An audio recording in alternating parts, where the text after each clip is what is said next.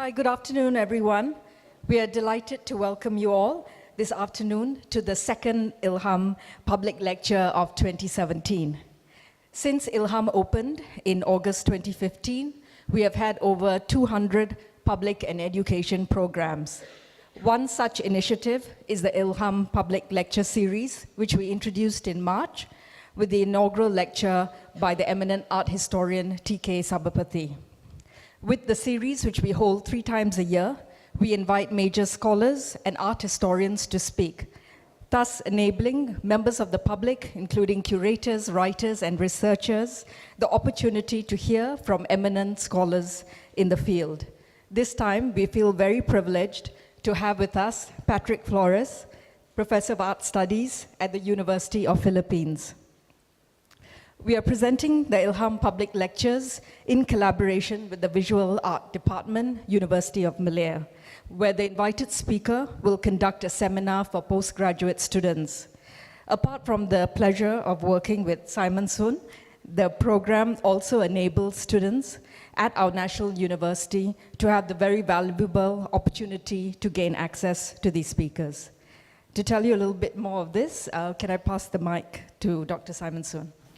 I wouldn't say very much about it. I just want to sort of thank Ilham, record my thanks again to Ilham Gallery for agreeing to be a supporter of this program, where we are able to sort of bring in 3 guest speakers, primarily sort of historians who work on the history of Asian art to Malaysia, to not only sort of give a public lecture, but also the opportunity for students at the university who are enrolled in our art history and visual culture program to be able to have sort of first-hand kind of interaction with some of these eminent sort of scholars, right? And so Patrick was very, very kind yesterday to come over to the university and gave a very stimulating sort of paper on a very different topic. So he spoke primarily on this speech that was given in 1929 called Malaysia Irredenta, which was presented by Venceslau Vinzons, who was a politician in the Philippines, who wrote about this idea of the Malaysia redeemed. So we often think of this term Malaysia as something that belonged to us, right? To Malaysia as this, or to this country. But actually this idea of Malaysia had a very regional sort of like connotation as well. So he was using that as a sort of like pivot to think about larger concepts of like the region, how we can sort of like frame regional art history, as well as the kind of like post-war aspirations to sort of write about Southeast Asian or Asian sort of like art history. And that was a very sort of helpful sort of like entry point into sort of thinking about the larger kind of frameworks into looking at art history from this part of the world. So thank you very much, Patrick, for agreeing to sort of come and join us at the University of Malaya and Ilham Gallery. And now I would like to invite Valentine Willie, who is the Gallery Creative Director, to introduce Patrick Flores. Thank you.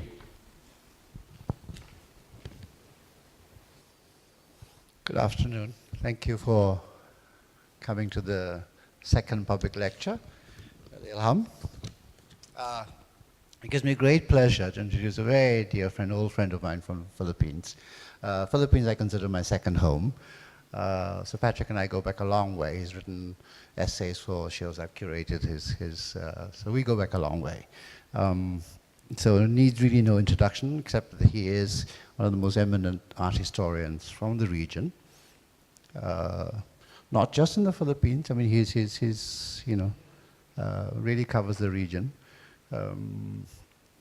Now his subject today is really Imelda Marcos and her impact on the art scene in the Philippines generally. I remember when I first went to, as a young lawyer, from Kota Kinabalu, Manila was a lot nearer, a lot more fun to go to than Kuala Lumpur. So I used to go up there very often. And one of the first things I remember in Manila was, Imelda Marcos looms large.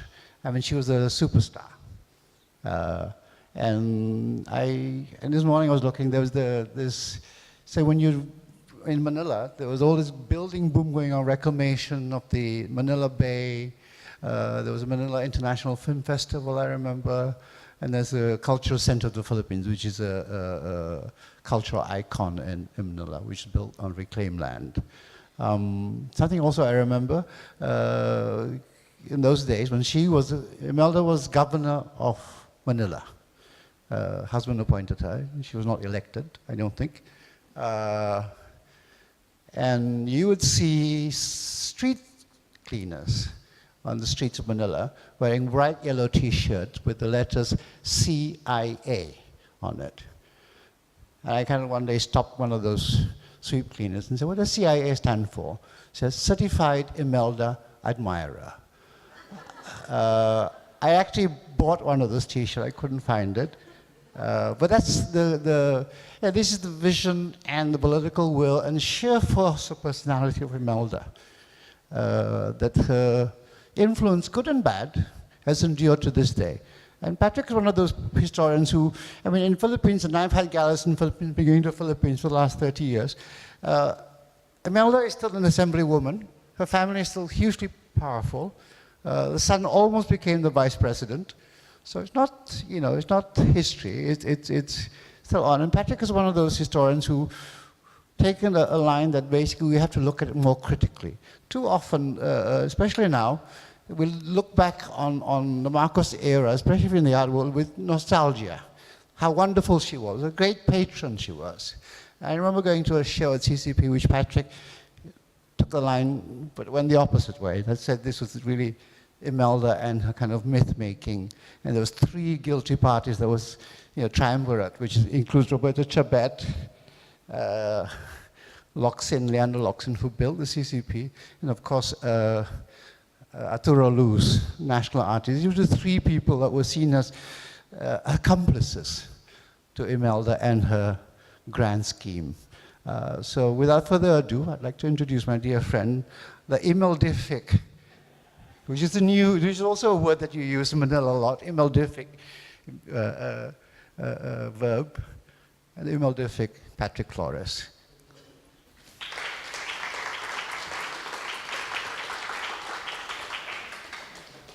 Are you going to use that? So thank you, Valentine, for the introduction, and thank you all for coming. I'd like to thank the Ilham Gallery and the University of Malaya for this invitation and for the hospitality. It is hard to talk about arguably the most well-known Filipino in the popular imagination without being drowned in the material and upstaged by the subject. Much has been said of Imelda, born 1929, a subject of exceptional defilement and exceptional esteem. A great deal of this excess comes from her being part of the regime of Ferdinand Marcos, a government that has been scorned in Philippine history as perpetrator of abuse and plunderer of the nation's coffers, but in some quarters has been extolled as putting the country on the track of development. The mythology woven around the post-Marcos historical scene would further intensify the dishonor against the Marcoses, and to some extent flatten the complexity of Philippine post-independence history, as well as the role of the elite in sustaining a kind of liberal democracy sympathetic to its interests. I am not going to rehearse this historiography and this political science. What this talk wants to do is to isolate Imelda from Ferdinand and create a conceptual space in which her subjectivity plays out relatively independently from her husband. In doing so, I provisionally configure a delicate and yet decisive body or presence, one that is as elusive or otherworldly as beauty or as concrete as a brutalist built form. Marcos became president in 1965, declared martial law in 1972, and was deposed in 1986. I first present an excerpt from the American television station CBS through its program The Fifth Estate that in 1983 aired an interview of Imelda.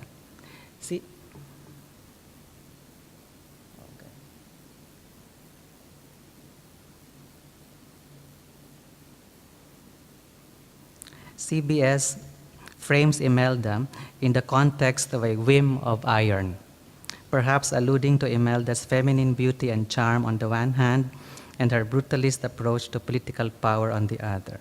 She has been called a steel butterfly by one biographer. The interviewer tries to merge Imelda with Ferdinand, but Imelda is able to make a distinction between her and her husband. This is the first moment in which power is inscribed in Imelda by way of Ferdinand and then internalized by Imelda as emerging from herself. The second moment is when she reconciles the earlier dichotomies in an eccentric language that is infused with dreams and fantasies. In the end, the mixture or the pastiche is vintage Imelda. So here's the excerpt. Many people have become convinced that if Ferdinand Marcos does go, he'll be succeeded by his flamboyant wife, Imelda. She already has more power than many heads of state. She's in the cabinet, runs a lion's share of the national budget, is governor of Manila, and the head of dozens of government organizations. And despite her recent announcement that she plans to quit politics, Imelda Marcos continues to combine enormous political influence with her whim of iron. You fall in love with a man, you marry the minute you were born, because you start again dreaming you're kind of a dream man, and suddenly here he comes. Then you say this is love at first sight, and actually this was the very same being that you had been dreaming about. And so the president put it this way: he had been window shopping for some time, so he knew exactly what he wanted. Your relationship as the first couple of the Philippines has been described as a partnership. Do you see it that way? Well, I wouldn't say to that extent partnership, because the presidency is always in the lead. The First Lady is only there as a helpmate and someone who is supportive to whatever is the need. I would describe it perhaps that he makes the house, and I hope to make it a home. There are some people who would look at the Marcos style and call you extravagant. Yes, it is an extravagance and not, but at the same time, as First Lady, I have to practically flaunt love and beauty, so that the 50 million Filipinos will see what is to love and what is to positively feel and what is perfection. It is part of my commitment, I suppose. I've always claimed to be some kind of a soldier for beauty and a soldier for love, which is some kind of a frivolity and extravagance in this age and stage of mankind when there is so much deprivation. And yet it is so basic for survival of a human being, beauty and love.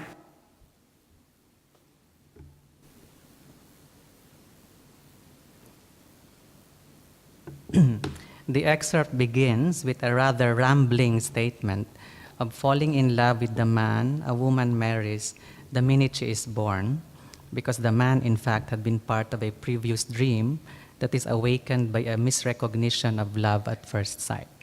This is some kind of a retro action that Imelda quickly situates within the capitalist rhetoric of window shopping for the ideal bride. This bride would become First Lady, who dismisses the idea that she is a partner. She asserts that she is a handmaiden, and yet in the same breath constructs her own persona as the one who hopes to make the house a home. This homemaker would, however, be accused as being extravagant. It is at this point that Imelda lays out her political project, a First Lady who must flaunt beauty and love for the sake of Filipinos who must aspire to someone who has achieved a level of perfection, or who can lead them out of the third world and into the condition of perfectibility, which, by the way, underlies the ideology of development. Finally, she brings together the technology of discipline and violence, which is the military, and her image that is immersed in beauty. This comes through the phrase, soldier for beauty and soldier for love, which might be a sign of frivolity in an age of deprivation, but for her is fundamental in human survival. In a span of 2 minutes, Imelda Marcos turns the narrative of the excessive into the narrative of the essential, the only way that she could permeate the atmosphere and shape the ground. This talk revisits Imelda Marcos both as the patron of the arts and the persona that had rendered the arts tangible in various ways.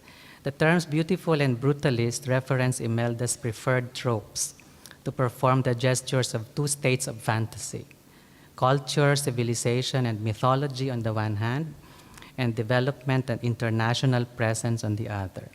The highly plastic potential of ornament in terms of theater, costume, and physical attraction intersects with this worldly substance of reinforced concrete, the urban planning of a metropolis, the reclamation of the waters, and the staging of global events in Manila.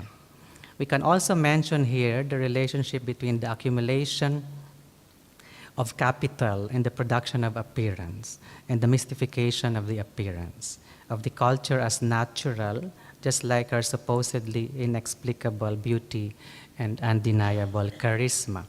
This is why the... Many people have become... Sorry.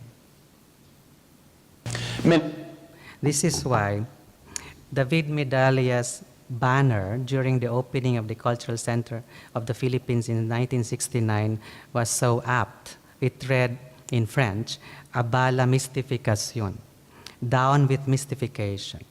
What might be of interest for us is to understand how the mystification found a place in the dispositions of Philippine culture so that Imelda was able to dwell in them with a level of persuasiveness. To view support for Imelda as false consciousness is too easy, I think, and to redeem her critically in the face of what may well be breathtaking avarice has its obvious perils.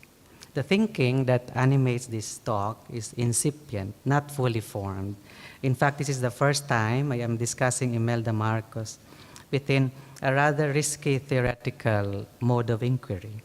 The first question to ask perhaps might be, why is Imelda important to consider in writing art history? The quick response would be patronage. Patronage and the political implications of patronage have framed Imelda's role in the formation of modern and contemporary art in the Philippines, bridging both state and market investments in the arts. The discipline of art history is interested in patronage because it takes the study of art to the conditions of its production, its circulation, and its reception. As a high-profile patron of the arts, Imelda channeled a substantial amount of government resources into cultural infrastructure, financing physical structures and instituting their bureaucracies, much to the consternation of technocrats in the Marcos cabinet. With a space for art to be presented, exhibitions and performances were programmed. Along with such a sustained practice coming from professional artists came the institutionalization of training, the conferment of national awards, and other mechanisms of canon formation and taste-making.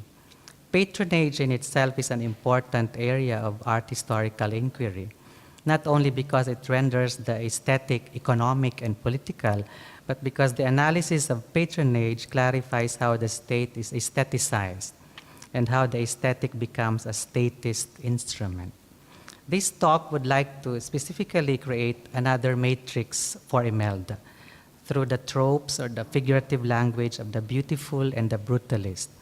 What I can do today is to point to trajectories or entry points into the possible sources of the beautiful and the brutalist, fragments of an evolving theoretical scheme on Imelda. Let us take the beautiful first. A good place to start might be language. In Filipino, which is a national language primarily based on the Austronesian Tagalog, the word beautiful is maganda. Initial research, however, reveals that there seems to be no indigenous word for beauty in Tagalog. Ganda, or beauty, is a loan word from Sanskrit ganda, which refers to smell, odor, perfume. The word in Tagalog that tends to express beauty is marikit, beautiful, or kariktan, beauty. What is of interest in the root word, which is dikit, is that it pertains to adhesion and therefore to attraction. It might therefore be productive to view beauty not in the abstraction of the sublime, but in the process of attraction, of being drawn to something potent like a charm or a talisman, to an animist spirit inhabiting and activating the substance in ritual and ceremony. That said, in Imelda's local language, which is Waray, there is the term posturao, which I suspect is a Hispanism, derived from the past participle of the Spanish postura, which means posture or deportment, a way of carrying oneself. In this language, it may mean attractive, well-adorned, stylish, glamorous, in a way suitably ornamented, sometimes with a certain level of excess or transcending everyday occasion or routine. Such an excess may be regarded as ostentation. It is through this that a possible framework for Imelda's beauty might be ornament, which in the course of the exploration might inevitably lead us to a trace of the Baroque. And how beauty transfigures in practice also finally auto-figures in the word imeldific, which has found its way into English dictionaries to generally mean ostentatious. The second entry point is mythology. Oh, well, anyway, this is just to show you the fabled, collection of shoes on your left, which I think you're familiar with. I think 3,000 pairs. And then on your right is a mural of the history of Ferdinand and Imelda Marcos by the foremost muralist Carlos Francisco, his last work, dated 69, and Imelda in their house in Manila. And all these like folders, paperwork are the cases against Mrs. Marcos. So she's proud to curate this paperwork to prove that she hasn't lost a case. So the second entry point is mythology. And here we return to the word maganda, which is beautiful, but this time in relation to malakas, or strong. On this pairing of malakas and maganda, or the strong and the beautiful, the Marcos government invented and harnessed a mythology of Genesis to become a discourse of the paternalist and patrimonial nation state in which Ferdinand and Imelda were the progenitors from whom the fruits of the land come. The beginning that is marked is the new society under Marcos, a new way of life that refuses the oligarchy of the old elite and the threat of communism of the left. In this myth, the first man and woman are Ferdinand and Imelda, who emerged from a node of the bamboo. Such claim to a genesis enabled them to project a pre-colonial Philippine royalty or aristocracy that they supposedly represent. But actually there was none, no? As may be seen in their artificial regalia and decorations that sometimes supplement their attires. No? So this is like an elaboration of the myth of Marcos being the strong one and Imelda the beautiful one. No? And then see the Marcos there, demonstration of virility, and Imelda with Bobby Fischer, the chess champion.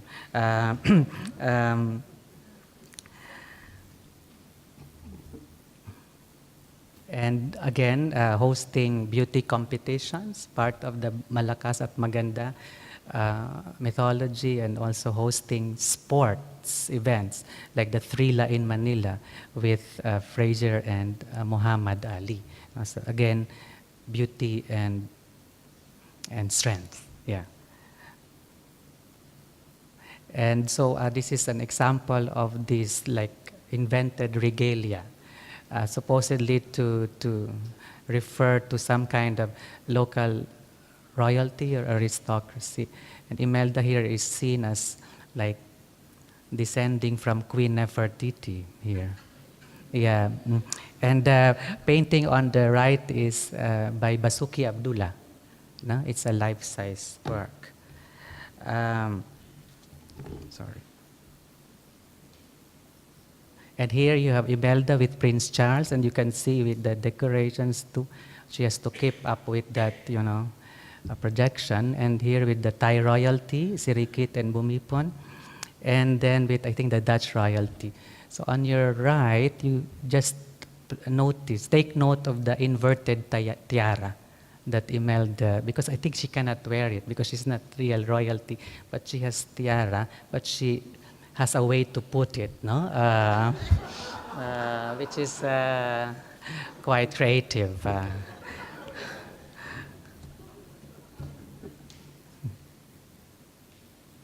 So the, and here, I just want to show you because we're in KL. So, so Imelda with the Malaysian royalty and with Mahathir.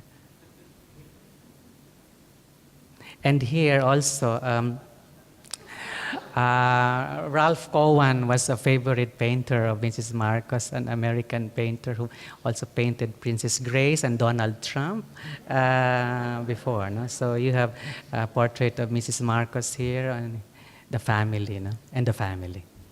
Again, with that some regalia. The aspiration to the mythology of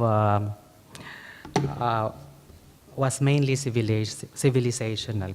Imelda wanted to project a Philippine civilization that could serve as a foil to the empires that successively colonized the country from 1521 to 1945. In this regard, the primeval was paramount, an argument supported by the so-called Stone Age people discovered by the Marcos government in the Philippines, called the Tasadai, which turned out to be untrue. With the Tasadai as ground zero of the Philippine ethnogenesis, Imelda would conjure a pageant of the history of the race. What is important to stress here is the epic aesthetic with which Imelda would cast the articulation of the Filipino in world culture. The epic, however, would be braided or twined with the international, so that the Filipino becomes at once originary, Stone Age, and modern, as opposed to being imitative and colonial.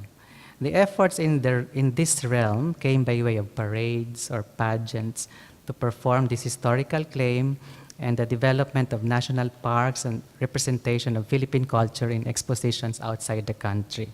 Presented within and beyond, the Philippines was a progressive nation with a deep and glorious past, but ready to take on a modern, international, and developed world system. So some examples of like the inauguration of the Folk Arts Theater in '76 with the History of the Race parade, showcasing pre-colonial culture from Stone Age to New Society. And then she built a miniature Philippines called Nayong Pilipino. So gathering the 7,100 islands in one park,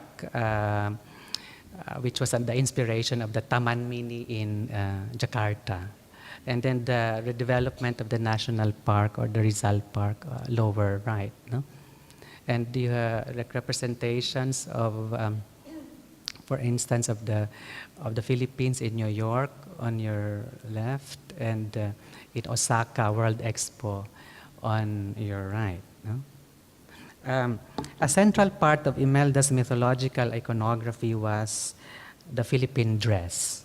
This is a portrait of the Chilean artist Claudio Bravo that was synthetic and flexible enough to lend itself to various representations of Filipino identity. It became the paradigm of a first lady in a national costume, the world-worthy status of a dress as haute couture that is richly embellished by the folk craft of embroidery and beadwork and enhanced by expensive shoes and jewelry from elsewhere. Such mythology inevitably enabled Imelda to assume a maternal role. The national dress is an important link to this because the said dress evolved from the vestments of the Virgin Mary of Catholicism. When Imelda explores its effect as her signature silhouette, she embodies both the religious and the secular, the national and the feminine. This comes through in murals like Vicente Manansala's piece for the Philippine Heart Center and the Santo Niño Shrine in her hometown that is dedicated to the child Christ, here. So you have a chapel on the ground floor, but actually it is also her mansion. So this interesting juxtaposition of the religious and the secular in one structure is a bit surrealist, no? So you have again the maganda and malakas at maganda mythology cannot, I mean, Marcos is partly hidden, and this is the supposedly the shrine for the child Christ, but actually it's her palace too. Just take note of the toilet or the bathroom. Yeah. So the next entry point for beauty in Imelda's life may be seen in the culture and some dioramas, also in the shrine of her life. That goes, these dioramas go around the shrine. No? The next entry point for beauty in Imelda's life may be seen in the culture of the beauty queen and Hollywood. Imelda was a beauty queen, Miss Manila or Muse of Manila, and was a performer in campaign rallies for her husband. She had formal training in voice and was said to have had a screen test for a film studio in Manila. This Hollywood fascination resonates with Imelda's keenness to organize international events in Manila that focused on beauty and film. The 1974 Miss Universe beauty pageant was held in Manila, the first time the pageant was beamed live to the United States. In 1982, the country opened the Manila International Film Festival here, and she built a Parthenon-like building for the festival. So these instances tend to represent Imelda's fixation on Hollywood, the star system, celebrities, and popular performances and spectacles. Like she was fond of Van Cliburn, the pianist, and Margot Fonteyn, the ballerina on your left, and Andy Warhol on your right. The second part of the presentation centers on the brutalist in relation to the beautiful. By brutalist, I mean the architectural style that was characterized by rawness and was largely formed by modular masses. Foremost in this regard is Imelda's commitment to development through infrastructure and the various offices she had held. Imelda was not only the First Lady, she was the governor of Metro Manila and the Minister of Human Settlements, agencies of the government that consolidated the 13 cities and 4 towns of Manila into metropolitan Manila, which she called the City of Man, in her husband's new society. The blueprint of the project stressed the centrality of both Philippine identity and internationalism, or in the words of the government, oneness with mankind. Metropolitan Manila was therefore extensive and aspirational.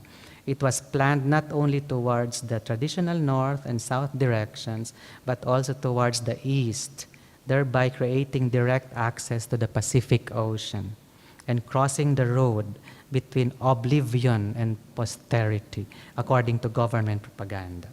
The resources at her disposal were vast, and some technocrats in the Marcos cabinet were not so comfortable with Imelda's control over funds, as well as her prolific requests for loans from government-owned and controlled corporations.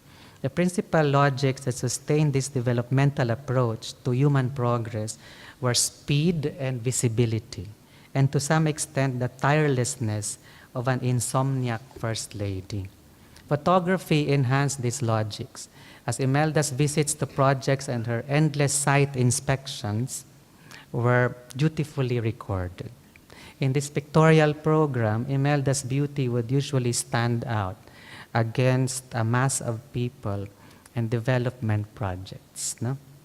Some of which have been interesting names, like Bliss for the housing project, the Love Bus for air-conditioned public transportation, and the Metro Aid for street sweepers. So some projects of Mrs. Marcos, housing, because she was Minister of Human Settlement, housing, This is part of the reclaimed land at the Cultural Center of the Philippines complex. And the building boom, she wanted to project Manila as a convention city, so that required hotels and other convention facilities. So this is like some examples of how Imelda would like descend to the masses like some kind of deity. Yeah. And here is Bliss housing, Love Bus, and Metro Aid. The other sign of the brutalist is the use of concrete as the favored material for infrastructure. In the aesthetic that guided the architectural sensibility of Imelda's trusted architect, Leandro Locsin, architect of these buildings. The material of concrete was able to convey Imelda's local international aspirations through the abstraction of forms and the localization of production. According to scholars, concrete is a truly international material used worldwide. From another perspective, it is a regional material. Through the use of locally found aggregate and the techniques and ideas of its builders, concrete as a liquid that becomes a solid can be further considered more a process than a building material. It begs basic questions of whether it is inherently natural or synthetic, modern or classic. This has prompted the historian of the material of concrete to say that if concrete offends, it is not so much for being unnatural, but rather because it threatens the convention of the division between nature and the non-natural. Imelda's movement between nature and artifice speaks to this condition of the materiality and attractiveness of concrete, this performativity and relationality, this efficiency and intimacy of the material. The critical literature on brutalist aesthetics tells us that it is based on an architectural ethics that is about the power of the image, its clear and transparent exhibition of structure, and the value of the materials as found. It thrives on a dialectic of the purist and the fragmented, montage and memorable single image. To illustrate this very plastic potential of the concrete brutalist, it might be interesting to look at the work of Locsin. Sorry. Okay. I think it got stuck. So it might be productive not to look at the work of Locsin in relation to Francisco Manyosa, both built in the same complex. I'm talking here of two structures. No? Okay. So the Cultural Center of the Philippines, and this is Imelda Marcos, photographed by Gina Lollobrigida, the sex symbol. I think some of the people here know her. And I think in Emiliano Pucci, maybe, the dress. The Cultural Center of the Philippines by Locsin is brutalist in conception, with the travertine marble of the cantilevered entablature cohabiting with the concrete facade of crushed shells sourced from the nearby sea. But the coconut palace of this is the reclaimed land, no? And this is how it was built. This is the water reclaimed by Imelda. And also the CCP became a site of avant-garde experiments in the 70s. But this is the Coconut Palace of Manyosa. On the other hand, is a structure entirely built from the coconut tree and its byproducts. In viewing these two examples, the Cultural Center of the Philippines and the Coconut Palace, we get a glimpse of how development aligns with the investment in the industry of cement and also the industry of the coconut, referencing the international and the local as mutual components of development. With all of this as backdrop, we can now speculate on a possible conceptualization of Imelda in the context of art history and aesthetic theory. The first is the notion of ornament, a constant elaboration of a thing or capital like the body to become the person or labor who is Imelda Marcos. A possible theoretical perspective here might be the Baroque. In this regard, Christine Bussy-Glucksmann's reflections are helpful. I am drawn to the Baroque because it is attentive to the production of bounty that may be linked to a certain form of madness.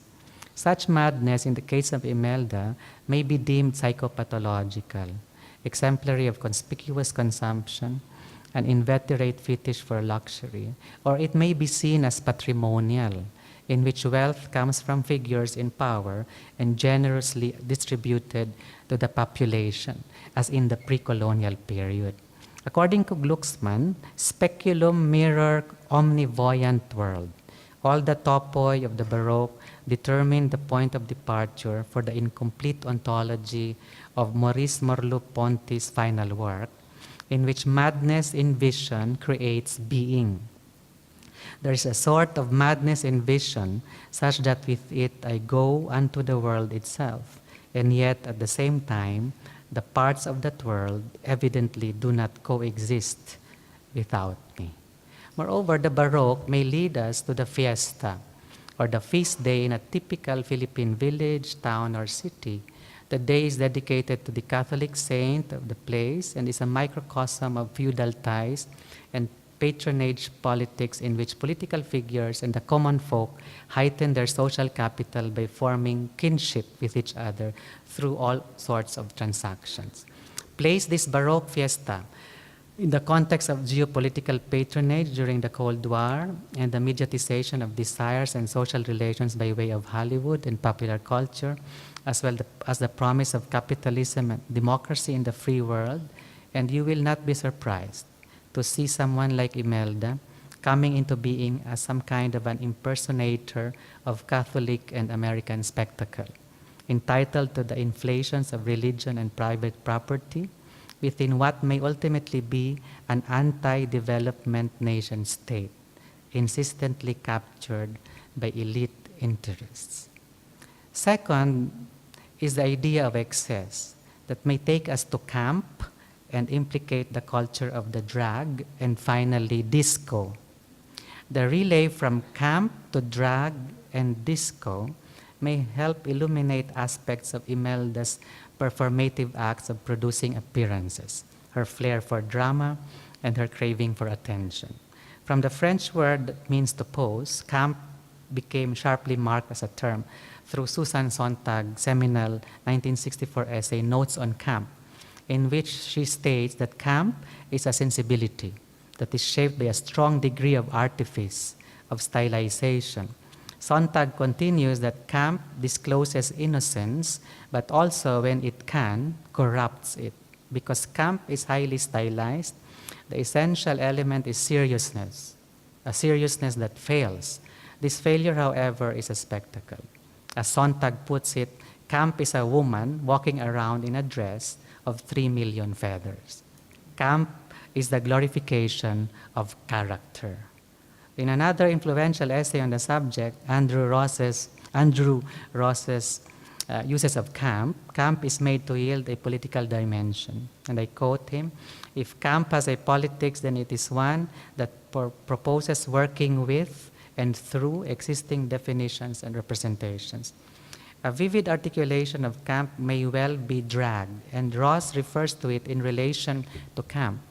Drag is strictly an art of performance for an audience. The drag routine is a highly individualistic interpretation of role-playing within what is often a very restricted repertoire of stock characters.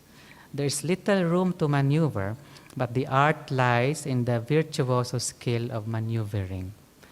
Judith Butler sees in drag an important political moment, and I quote her, "The performance of drag plays upon the distinction between the anatomy of the performer and the gender that is being performed.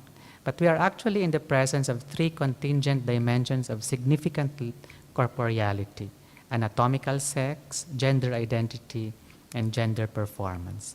In imitating gender, drag implicitly reveals the imitative structure of gender itself, as well as its contingency. This is drag's source of critical pleasure."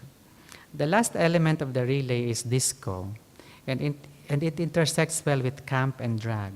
In the essay In Defense of Disco, Richard Dyer points out that disco music is willing to play with rhythm, delaying it, jumping it, countering it, rather than simply driving on and on.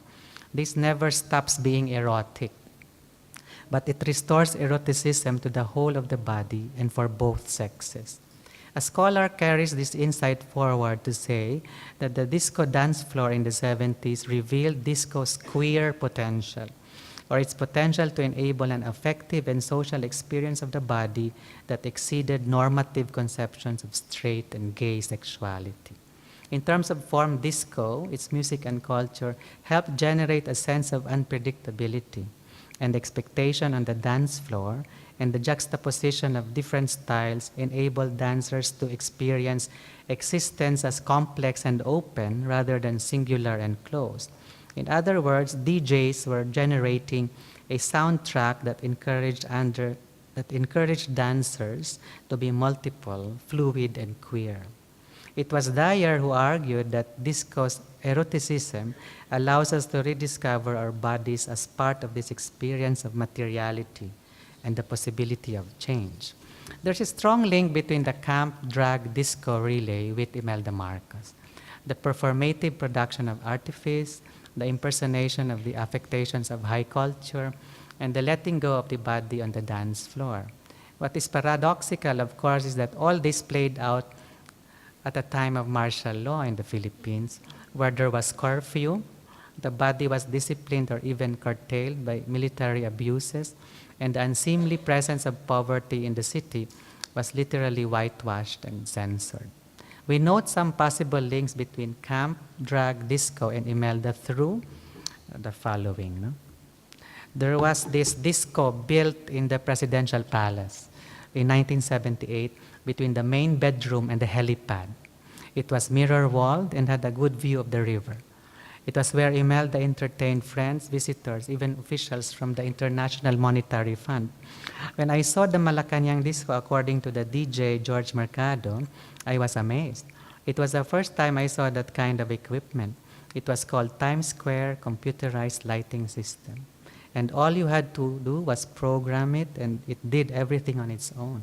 Of course, I had the turntables and mixers and everything, Altec Lansing amplifiers, Bose reflective speakers. Right in front of me was a smoke machine, but it wasn't the kind of smoke machine that we have now. They would load it up with dry ice, and dry ice stinks, so they had to put French perfume on it to make it smell better. We also had a bubble machine, and at the far end near the presidential table was a lighted dance floor, like the one in Saturday Night Fever. So this is an example of Imelda having fun. Yeah? And on the left, you have Imelda dancing to I Am What I Am.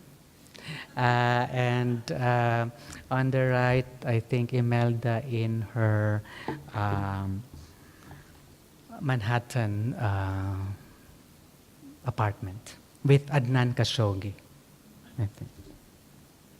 Second is the proliferation of fashion shows in hotels through the Bagong Anyo or New Form project, and Imelda's fascination with celebrities like camp favorites like Gina Lollobrigida, who was also a photographer. So Imelda asked Gina to come over to Manila and make 2 books, no? The Philippines and Manila. And then she graced the cover of the Filipino Playboy magazine, Ginoo. No? So this is really as camp as you can be. No? 3 is the emergence of Coco Banana. Emergence of Coco Banana in 1976, run by the fashion designer Ernest Santiago. It was a club with music, dance, public sex, collective drug use, theater, costume parties, even happenings and art installations. It was where drag queens, government officials, socialites, and foreign royalty saw each other. It is said to be the first openly gay club in Asia, with an international crowd and patronized by the Marcos government and the family. So Linda Carter, the original Wonder Woman, came to Coco Banana and bought a t-shirt from the shop. And when she was photographed for Time magazine, wore it. Yeah, so that's Coco Banana. No? and some pictures of that period. So like disco was our church. No? This was the scene in Coco Banana with and costume parties and everything. And this is one of the daughters of Marcos is pictured here, Amy Marcos. No?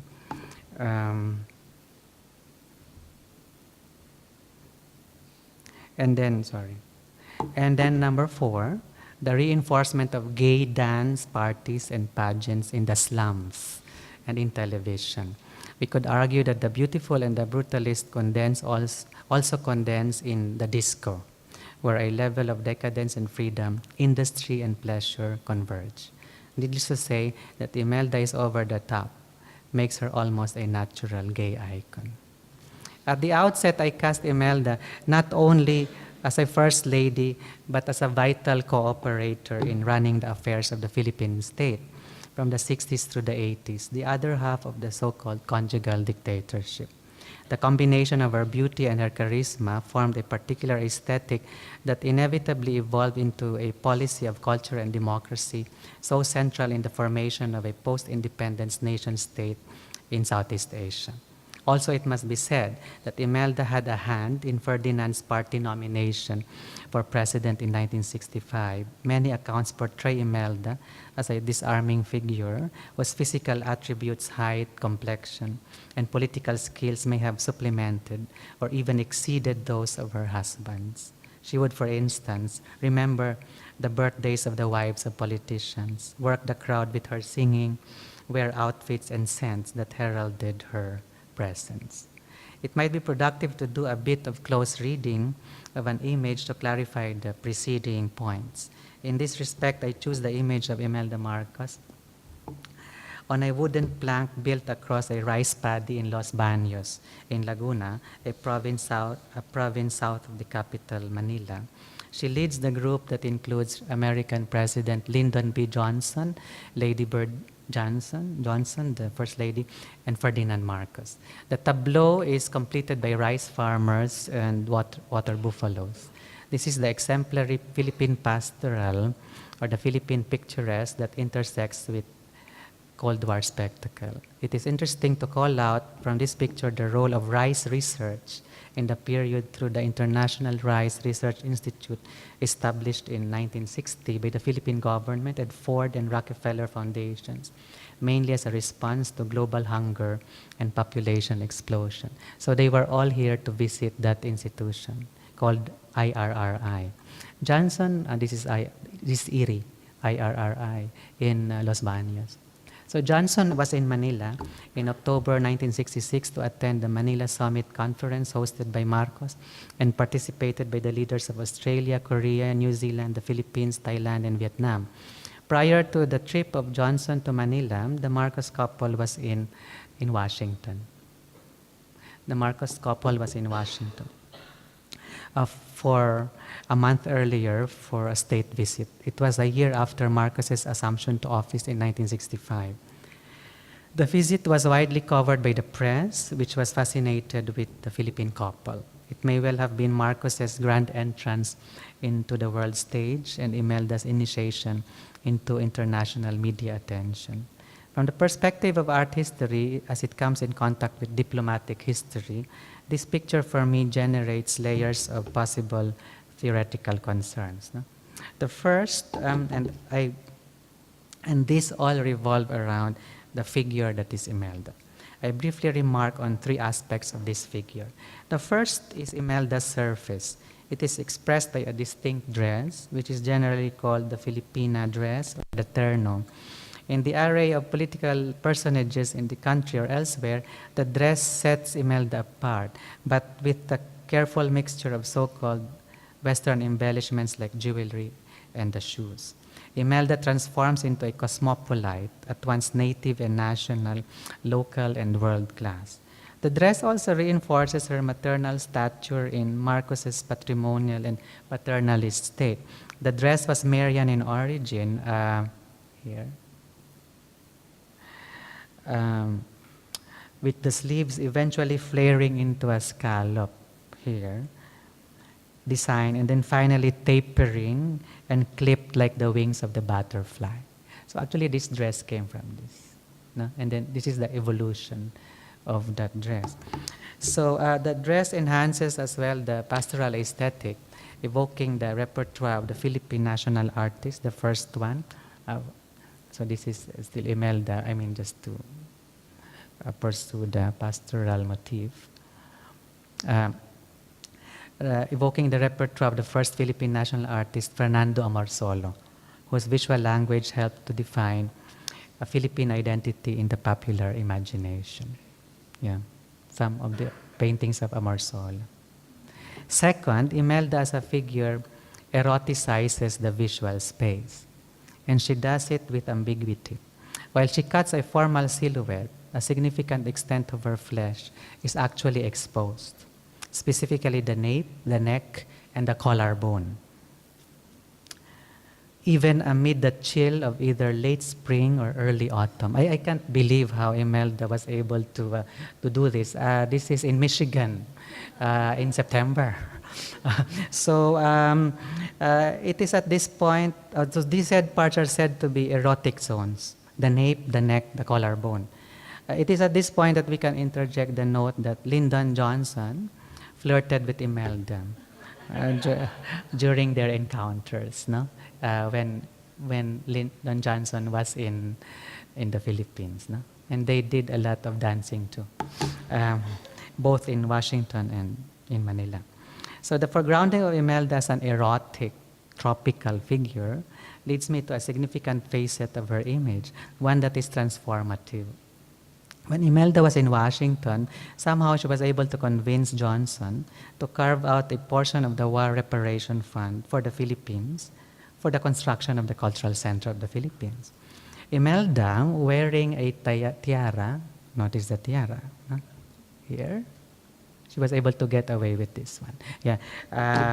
In 1966, was a guest at the opening of the Metropolitan Opera House at the Lincoln Center with Lady Bird Johnson, which impressed her very much. This got her to fantasize about the same structure to rise in Manila. And 3 years later, the Cultural Center of the Philippines opened, standing on land reclaimed from Manila Bay, antedating the Sydney Opera House. This alteration of nature into culture loops the discussion back into the site of the image in which Imelda politicizes nature and the Philippine pastoral. Third and finally, I would like to experiment here a bit. The statuesque Imelda is imagined as a sculpture, autonomous and formal, rigid and coiffed on the one hand, and fancy and campy on the other. This is a theoretical challenge, and I take this opportunity to bring together art history, international relations, and art theory. Here I converse with Rosalind Krause's well-known essay, Sculpture in an Expanded Field, in which she talks about the tendencies of postmodern sculpture in the 60s. Krause annotates the drift of the sculptural form from the singular and the monumental to a series of negations in relation to other elements in the ecology. According to Krause, sculpture was what was on or in front of a building that was not the building, or what was in the landscape that was not the landscape. The discussion of Krause is relevant in my attempt. So some examples of postmodern sculpture here, as annotated by Krause. So discussion of Krause is relevant in my attempt to isolate Imelda as a monument, only to be reinserted into the environment by a negation, thus enabling me to discuss the relationship between the natural and the cultural, the political and the aesthetic, the authentic and the excessive. Moreover, it gives me the chance to reflect on how Imelda transfigures and autofigures from person to thing and from thing to person. After all, she once said that she had been molded by Marcos, the Pygmalion to his Galatea. And in one interview, she says, and I quote Imelda, "When a person touches somebody or kisses somebody or embraces somebody, why do they do it? They want to see if you're real." Central here is the condition of the possibility of artifice and attractiveness, as in the Baroque and in drag and camp, that might be able to disrupt modernist norms through idiosyncratic elaborations, and as in brutalism and disco, a more fluid rhythm of transitions and relations. Following Susan Sontag, seriousness is an element of camp.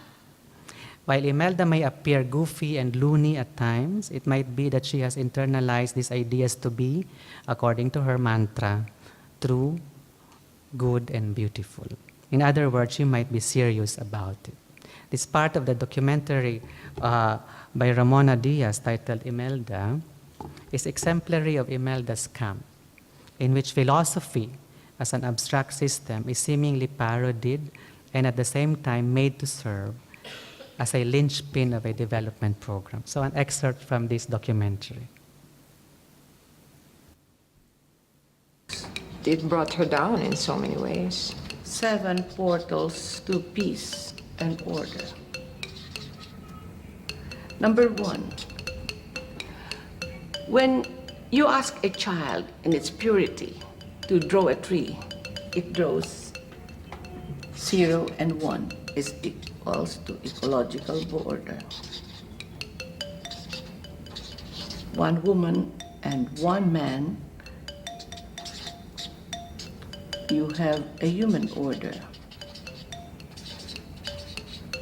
Number 3, if you have 1 tree, the cosmos and man is equal to cosmic order.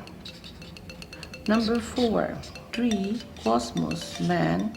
In our lives, we always have a problem. So you have a cross. This is equals to experiential. Everybody has experience of a problem. 5, cosmos, man, the cross, or cycle the cross to a flower. Number 6, you have a tree, the cosmos, man, cross, and then the star is the high and low points of life. 7, tree, the cosmos, man, the cross, star, upright heart, which is peace and order. 8, the tree, the cosmos, man, cross, star, a flower, 8, or infinity. But what is most exciting is this, number 10. When we talk about the new technology, the computer, we use the binary figure again of only 2 symbols, the numerical symbol of 1 and 0. 0, 1, 0, cosmos is 0, 1, 0, 1, 0, 1, 0. Then you have the cosmos, 0, 1, 0, 1, 0, 1, 0, 1. Then you have creator.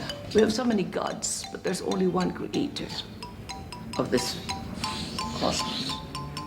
Looks like the apple, the bite, the apple, Adam and Eve, the computer. Apple, apple. Apple. So the other level of seriousness that I'd like to refer to as I conclude this talk is the manner by which Imelda took the role of First Lady very seriously, to the point, I think, of delusion. In many ways, she co-presided over the state, made its house into a home, and guaranteed that it achieves its full autonomy in the realm of art and culture. This procedure required the production of image and spectacle so that the ideals of the state would crystallize, in her words, as perfection.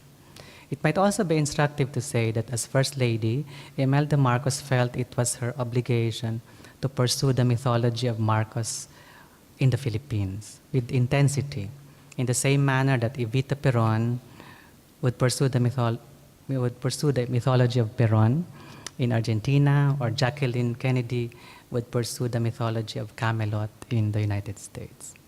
After Marcos became president in 1965, Imelda asked him how she could help, and his answer, to revive national pride and curb national weakness. And her response, culture and art and the taste for the beautiful must lead to goodness. I finally leave you with a music video as a way of gathering the fragments of this paper. In 2010, David Byrne and Fatboy Slim came up with a concept album called Here Lies Love, inspired by the life of Imelda Marcos. The line, "Here lies love," is what Imelda wants to be etched on her gravestone. 3 years later, the project evolved into a musical that is set in a disco, in which performers and spectators share the same space standing. One of the songs of this project is "Please Don't." It mainly alludes to Imelda's effort to transcend the misfortunes of her life and her nation, about her emergence from a personal history of deprivation and excess, and about how she would offer a counter-mythology to an earlier oligarchy represented by the American-sponsored successor and the cacique Corazon Aquino, daughter of landowners, who would be portrayed as Joan of Arc and mother of democracy by the post-Marcos mythmakers. Imelda once confessed about her enemies, whom she identifies as the rich, the old families who I think, according to Imelda, I'm an upstart because I'm trying to do so much. I understand they're going around asking with a sneer, and who is Imelda? Indeed, Genesis was Imelda's anxiety, intersecting with the overinvestment in the efforts to be recognized and to belong, and relating well with the tendencies in Philippine culture towards graciousness, hospitality, eagerness to please, sympathy, and affective labor. This long drawn-out, almost melodramatic search for identity and the excess of belief in transcendence through development bedeviled Imelda, making her oblivious to fatigue and the corruption that attended Western mimicry, always inclined to, in her words, become a star and a slave, colonial queen and goddess of plenty to Filipinos in the register of television productions like Dynasty and Dallas.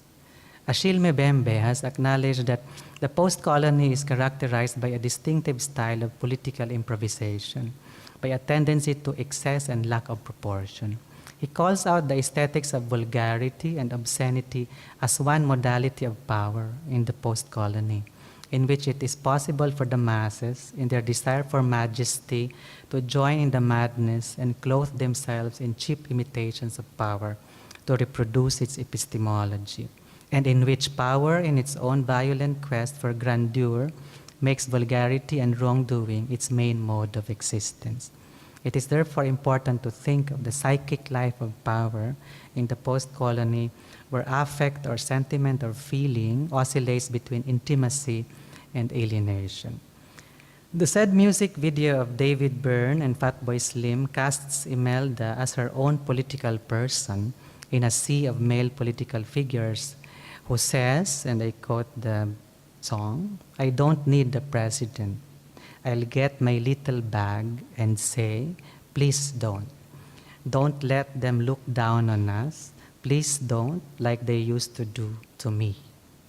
This is, I think, a fitting way to end this talk, mingling the beautiful erotic Imelda with the industrial and queer disco, the diplomacy in the Third World during the Cold War, and a woman's personal biography of disposition and surplus, shaping the worldliness of her developing country.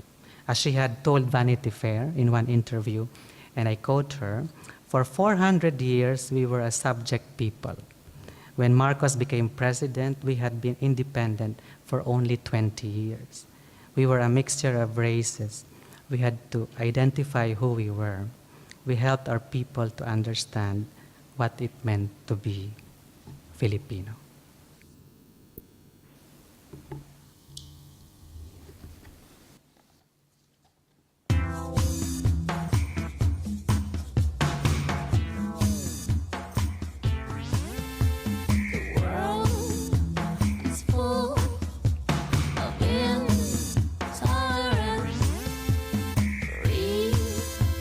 Injustice and dominance.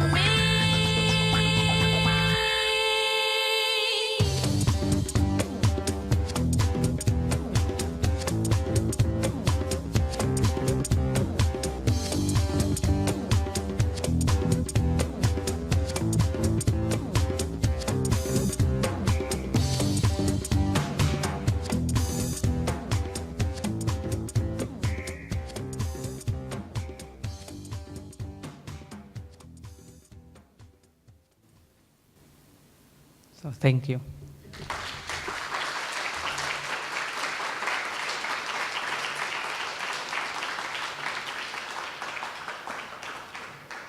Thank you, Patrick. I was actually half expecting you to get everyone to stand up and start dancing. You should have, to sort of go along with the disco theme that you were going on about. But thank you very much for your presentation. It was not only critical, or it wasn't just a critical sort of like exposition, but it was also very humorous. I think a lot of us laughed out a lot at the back of the, and I've heard you sort of like speak about Imelda in almost every sort of conferences that we've attended together, and she always makes her appearance, but it's so nice to sort of see you sort of flesh out her character and give her a sort of more a fuller form. So I'm primarily here to sort of take questions. Does anyone have any questions? If you could just very kindly sort of raise your hand, and there will be one of the volunteers at the gallery to come and take your question. Anyone? Yeah.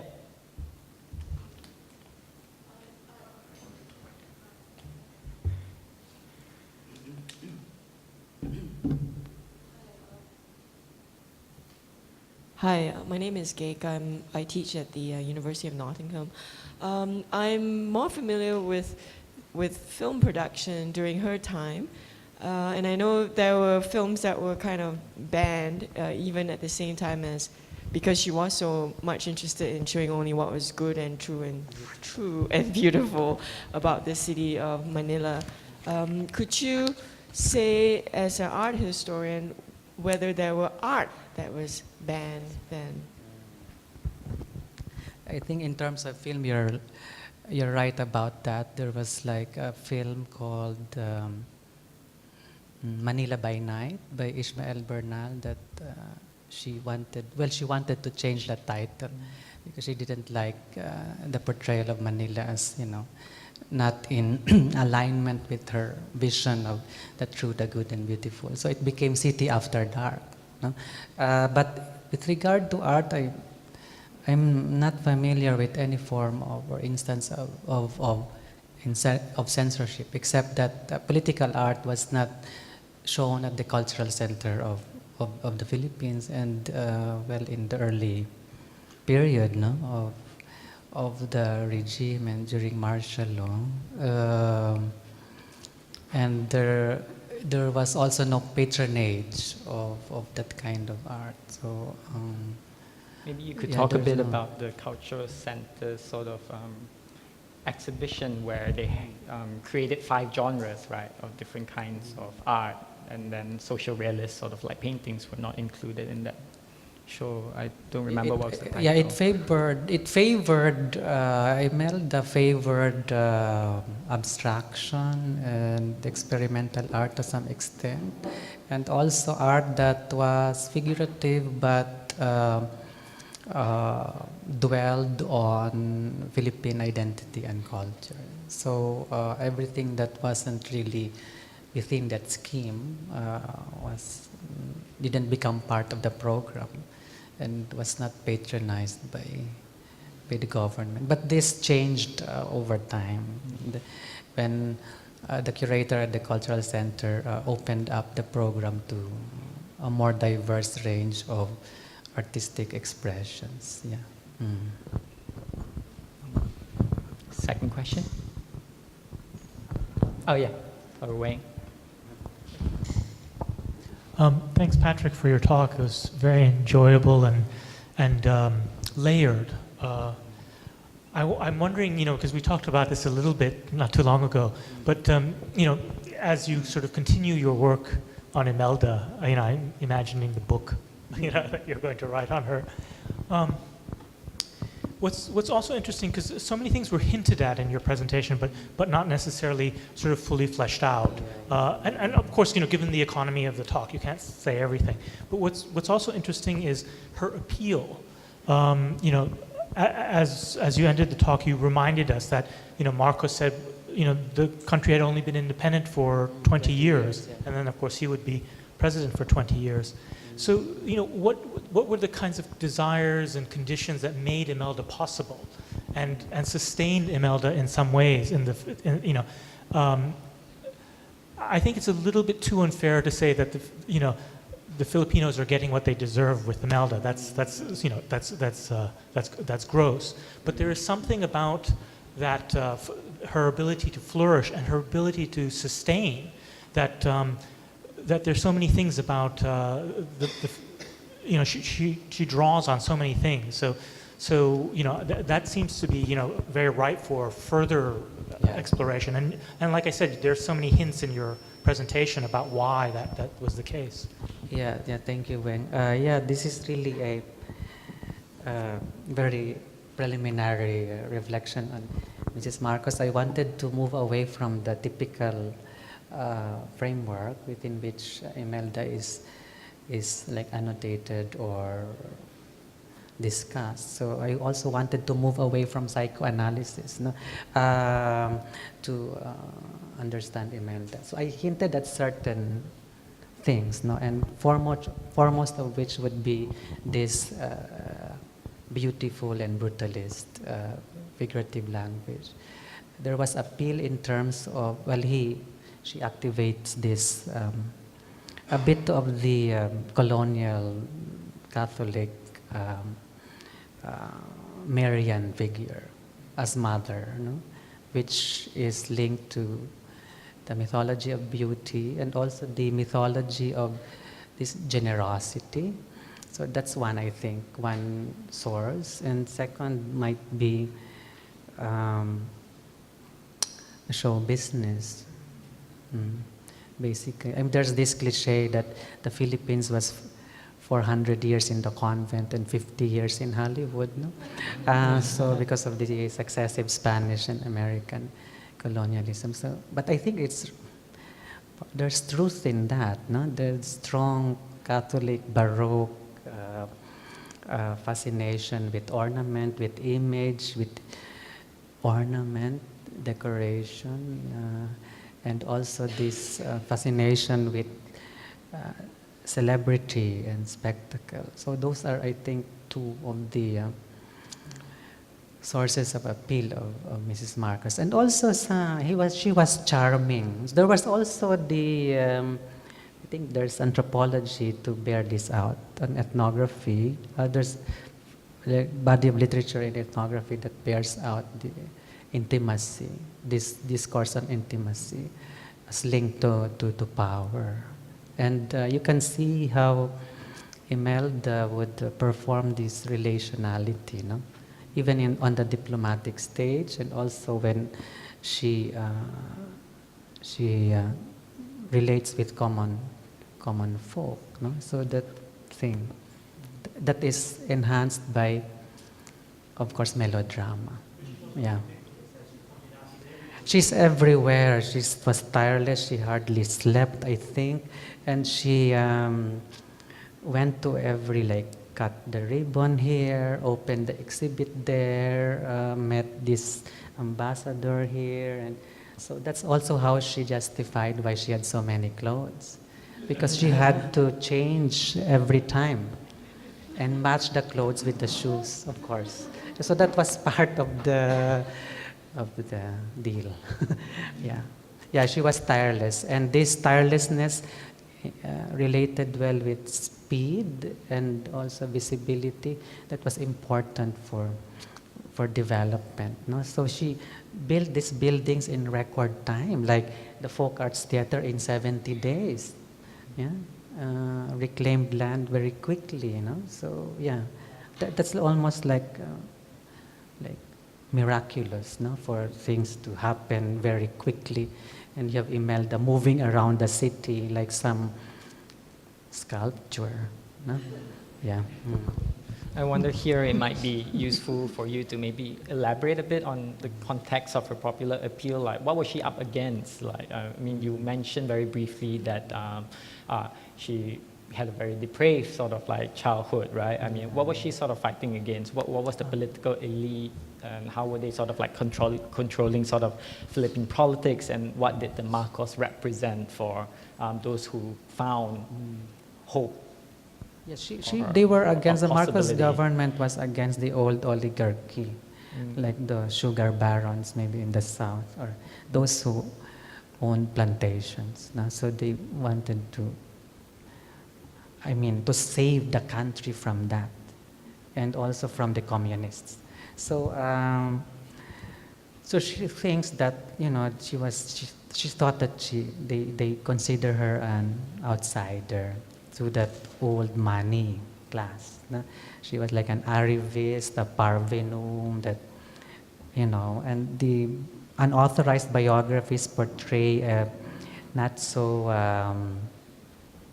nice childhood, but I don't want to go there because it's been contested. No? But that's, some say that she was like that, she became like that because she had that neurosis of like a dispossessed childhood. That's why she became very extravagant and ostentatious. And in the course of time, she replaced the elite with her own set of cronies and her own coterie of friends who also enriched themselves in the 70s. Yeah, so that's why I quoted that confession of Imelda to one biographer, to the official biographer, that the old families were like sneering and asking, who is Imelda? And the next part of the quote is that, but when they inquire, when they look further, they will realize that the Romualdeses, the family of Imelda, had been around for 100 years. So she also makes a case for the stature of the Romualdeses, a family of lawyers and also artists. So that's why she had to make that shrine in Tacloban, her hometown, to prove that, the family had stature. But it's quite a surreal thing. It's like a chapel, but also a mansion. Quite interesting place. Yes. Patrick, that was really fascinating. I'd just like to say, makes me think, listening to your presentation on Imelda, that maybe we in Southeast Asia seem to be particularly rich in such iconic Imeldific first ladies. And but shall we not go to the contemporary equivalents? If we look at those in the 1960s, there was Queen Sirikit, there was Madame Nu in Vietnam, or 60s and 70s. I think you would maybe be hard-pressed to say Ibu Tien. She didn't cut such a dramatic figure on the international stage, but she certainly wielded a considerable power. Have you made much comparison? I would imagine Queen Sirikit would have been anti-communist, extremely beautiful, very much a draw for all the Western powers as well. Do you see parallels? Yeah, I haven't really gone there, no? But I think you're right. There were strong women in Southeast Asia at that time, like Madame Kauki, I think. Kauki, am I pronouncing that right? From Vietnam. And even people like Dewi Sukarno. No? So, but I haven't really gone there. But in relation to Sirikit, Imelda didn't have that limit imposed by the monarchy. So Imelda was able to co-preside, in a way, the Philippine state, no? Unlike Sirikit, whose role was, I think, mainly symbolic, but I think later no longer symbolic, no? In the course of time, especially in recent history. But yes, that might be a good place to, a good area of inquiry to explore, Karim, no? The strong women of Southeast Asia. So not just strong men, just not not the strong only the men. strong men, Also the but strong women. also the beautiful women. It was also, I think, the era of Jacqueline Kennedy. So I think Jacqueline Kennedy might also be a strong cipher for these women. No? I was watching recently the film, no, on Jackie O of Natalie Portman, and I think it resonates well with Imelda, how Jacqueline wanted to make a spectacle out of the funeral to preserve the Camelot legacy. Yeah. Yes, Ilan. Thank you, Patrick. That was so great. I have a personal question. Have you met Mrs. Marcos? And did it evoke strong feelings as a Filipino, aside from being an academic? So I'm just curious if you've met her. In my pre-academic life, I met her when I was a Film scholar? no, a grade school student in the province. I remember vividly, we waited for her to come to the school for like 4 hours. Because that's really, Imelda comes in fashionably late. No? I think it was a cultivated habit, partly stage managed by Ferdinand. She wanted her to come, to arrive dramatically, so that people would notice. Yeah, I'm glad you didn't cultivate that habit. yeah, so we waited, and so that she played on this awareness of her coming, and so that when she comes, you have consciousness. So we waited, and people were talking. Our classmates were that Imelda is very beautiful because she took a bath in a tub of milk. I mean, that kind of thing. So we should look out for the complexion because it's really like porcelain. Said, really? Is that true? So we wanted to be close to Mrs. Marcos.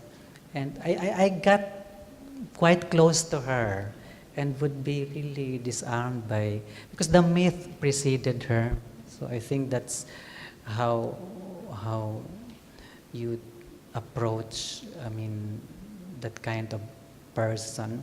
And you waited for a long time, no? So that also, I think, that kind of existential manipulation of your patients also creates that theater of expectation.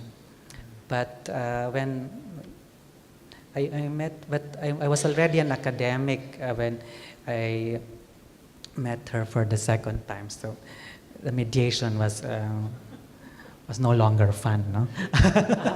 So I met her with some curators of the National Gallery of Singapore because they wanted to borrow, at that time it was still Singapore Art Museum, they wanted to borrow a portrait of Mrs. Marcos, the Claudio Bravo portrait, no? For an exhibition. And so she was gracious enough to open her penthouse in the Central Business District. And she confirmed some of my expectations of her. No? She was very hospitable, gracious, and this facility for I think language that you don't know if it was scripted or if it was a spiel or it came from her, naturally. But she was telling us that she first congratulated us that, you are the future of the world because you're ambassadors of art and culture. Art will save the world. And said, this was amidst, this was like in her penthouse, so you have Picasso's and Impressionist paintings. And she said that as a first lady, I went around the world wearing my terno, but always when in a different country, I would put like a detail of that locality. Like for instance, when she went to Iran, she had the Persian rug, I think, a motif. And when in India, when she went to India, there was like lotus. And her philosophy was that I am different, but I'm a friend. So we were all, oh, wow.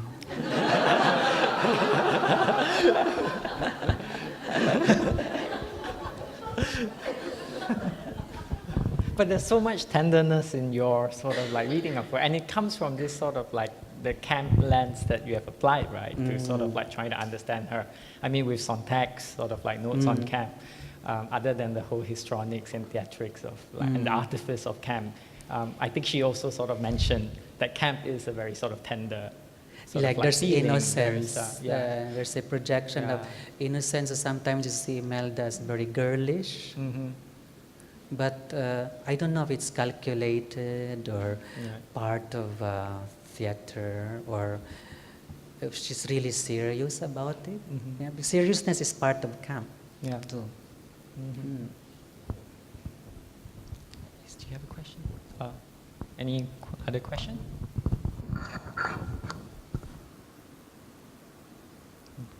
No? Yeah, June? Yeah, I'm just a bit curious about the 80s and this myth that she had generated, and how did she respond to the house crumbling, actually? Well, she denies all these allegations, and she always, in her penthouse, you have these blown up pictures of newspapers, New York Post, New York Times, like screaming that like Imelda acquitted. Now, so she denies all these accusations of corruption, no? That she didn't do anything, that she can face her creator straight in the eye and said, no, my conscience is clear. Well, they always say their conscience is clear. So, yeah, so I don't, there's a, so difficult, no, to calculate if it's delusion, denial, or some kind of strategy, political strategy, because she was very astute politically. I think that's also something to consider. The innocence might also be just put on, I don't really know, but it works.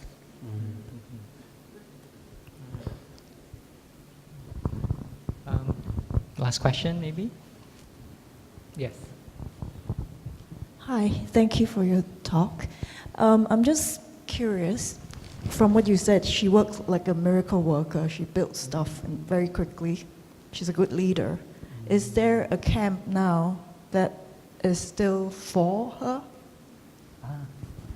Yeah, the fact that there's some kind of Marcos revival, especially with the candidacy of the son, Ferdinand Jr. So he nearly won the prize, the vice presidential She's a member of electoral the Congress, right? She's a member. Imelda is a member of the Philippine Congress, the lower house, representing the hometown of Ferdinand, and the daughter is the governor of that region in the Ilocos. So there's a strong bastion or bailiwick, no, in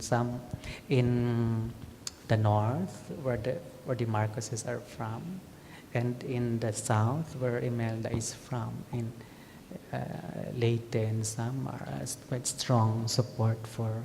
And then across, I think the new generation would, I don't know how that nostalgia was,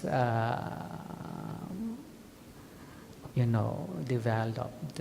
They think that in the time of Marcos there was development, there was all these good things, no? But at the same time, the post-EDSA mythology is equally strong. So that's why you have the son of Corazon Aquino becoming president. So that also exploited the EDSA mythology or the Corazon Aquino mythology. So these are all competing mythologies at at the present. And Rodrigo Duterte is quite sympathetic also to the Marcos regime, and quite, I mean, has affinities in terms of the populism and the authoritarian tendencies of that regime. So there's still a Are her descendants as competent? Yeah, I must say so. They ran the province very well. Do we have any more questions? If not, pardon my use of the adjective, but thank you, Patrick, for the Imeldific talk. And that was very, very exciting. And thank you so much for coming to today's lecture. We have one more for the year, which will take place in November. To follow our program, please like us at Ilham Gallery or the Visual Art Program, Cultural Center, University of Malaya's Facebook page. Yeah, thank you very much. Enjoy your evening.